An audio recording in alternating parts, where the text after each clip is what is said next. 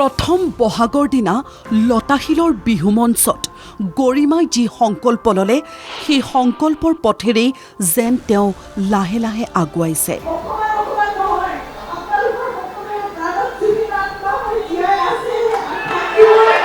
সংকল্প আছিল প্ৰিয়তম পুৰুষ জুবিনৰ ভাল লগা কামবোৰ কৰি যোৱাৰ।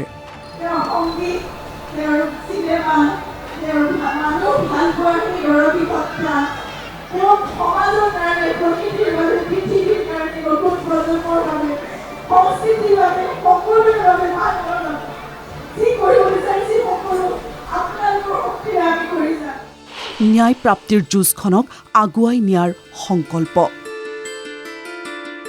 সংকল্পলৈ সংকল্পক সেইভাৱেই আগুৱাই নিবলৈ ইমান জানো সহজ? সেয়া এটি ভাগি পৰা দেহা, সুখ সাগৰে বুঢ়াই ৰখা মন এটিৰেই। কিন্তু সাৰথি যেতিয়া জুবিন নামৰ সত্তাটি হয়, সাহস যেতিয়া অসমীয়া জাতিটো হয়, গৰিমাৰ বাবে কিবা জানো অসম্ভৱ হৈ ৰয়। গৰিমা এতিয়া জুবিন শক্তিৰে উদ্বুদ্ধ, জাতিৰ সাহসেৰে টক-বক।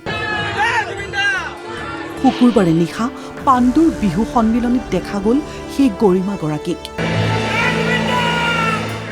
নতুন গৰিমাজনীক দেখি চাগে দূৰৰ পৰাই আনন্দৰ দুধাৰি লোটক নিগৰাইছে আমাৰ গানৰ ঈশ্বৰে। অসমীৰ প্ৰিয়তম সন্তান জুবিন গাৰ্গে। জুবিন গাৰ্গৰ ভগ্নী পামী বৰঠাকুৰ, তেওঁ দুই কন্যাৰ সৈতে যেতিয়া গৰিমা বিহুতলীত উপস্থিত হৈছিল, চৌদিশৰ পৰা ভাহি আহিছিল জয় জুবিন দাৰ ধ্বনি। সকলোৱে যেন গৰিমাজনীৰ উপস্থিতিত জুবিন সত্তাৰ আগমনক অনুভৱ কৰিছিল। মঞ্চত গৰিমা গাৰ্গক আদৰণি, একেখন মঞ্চত জুবিনৰ ভগ্নীতুল্য সংগীত শিল্পী জুবলি। জুবলিৰ কণ্ঠত ইটোৰ পাছত সিটো জুবিন গাৰ্গৰ যুগজয়ী গীত আৰু গীতৰ মাজে মাজে জুবিন নামৰ সত্তাটিৰ কলমেৰে নিকৰা কবিতা পাঠ তেওঁৰ প্ৰিয়তমা গৰিমাৰ।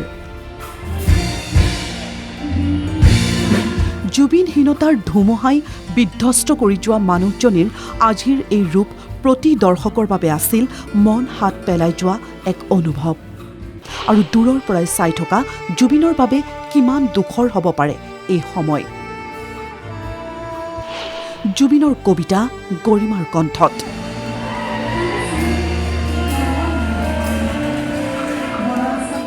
কেৱল কবিতাই নে, জুবলিৰ সৈতে গৰিমাই কণ্ঠ নিগৰাইছে অন্ধ শাসক ভণ্ড শাসন গীতৰ সুৰত।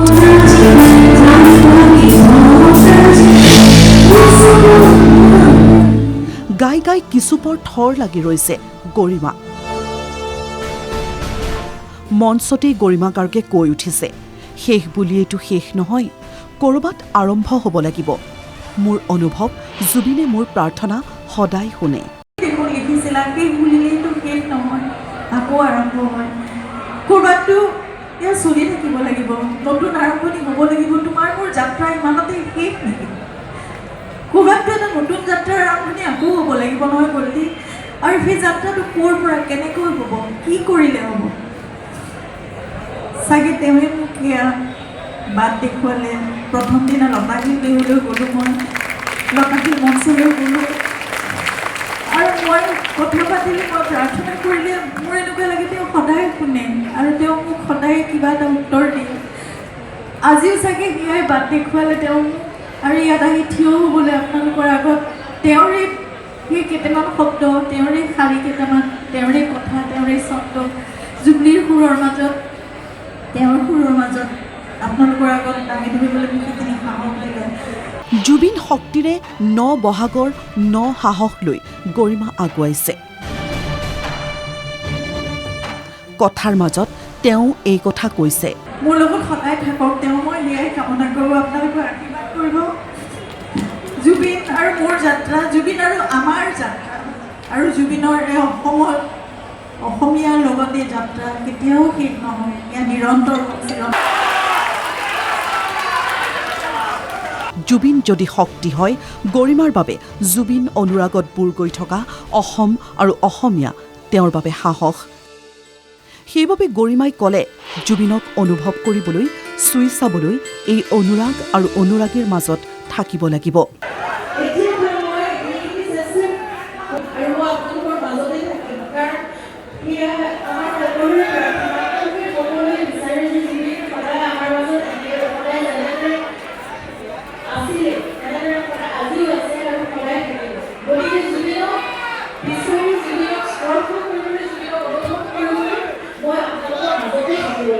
জুবিন গাৰ্গে উত্তৰ প্ৰজন্মক দি যাব খোজা পৃথিৱীখনৰ কামনাৰে গৰিমা গাৰ্গে জুবলি আৰু ভতিজী পৰীৰ সৈতে গালে দিয়া ঘূৰাই দিয়া পৃথিৱী আমাৰ।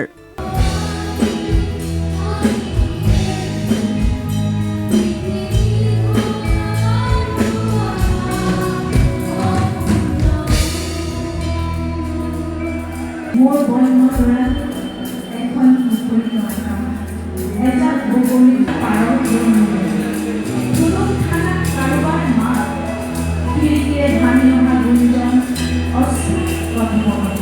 ঐতিহ্যমণ্ডিত পাণ্ডু বিহু সন্মিলনীৰ বিহুতলী এইবেলিৰে পৰা জুবিন গাৰ্গৰ নামেৰে নামাকৰণ কৰা হ'ল। সেইবাবে গৰিমা শইকীয়া গাৰ্গক বিশেষভাৱে আমন্ত্ৰণ জনোৱা হৈছিল অনুষ্ঠানলৈ। পাণ্ডুৰ এই মঞ্চত কিছু ভাল লগা কাহিনীৰ সাক্ষী হ'ল সমগ্ৰ দৰ্শক আৰু গৰিমা। এক প্ৰাৰ্থনাত পৰিণত হোৱা মায়াবিনী ৰাতিৰ গীতৰ সুৰত উদ্ভাসিত হ'ল অপৰিসীম জুবিন অনুৰাগ।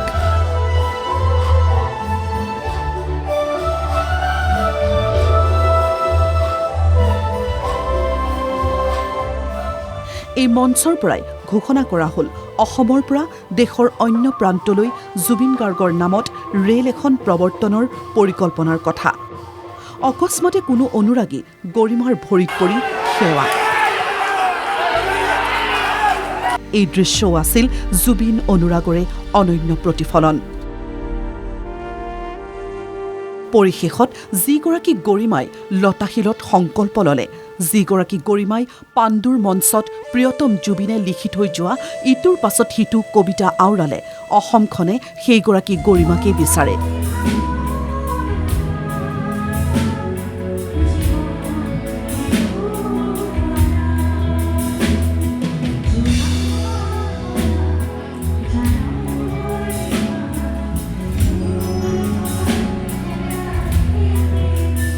জিৰণি ৰৈ থকা আমাৰ প্ৰাণৰ জুবিনজনেও হয়তো এই গৰিমাজনীকেই চাব বিচাৰে। হয়তো এই কথা গৰিমা গাৰ্গেও ভালকৈ জানে। মালিগাঁৱৰ পৰা ৰাকিবুৰ ৰহমানৰ সহযোগত কুশল কলিতাৰ ৰিপৰ্ট NKTV+।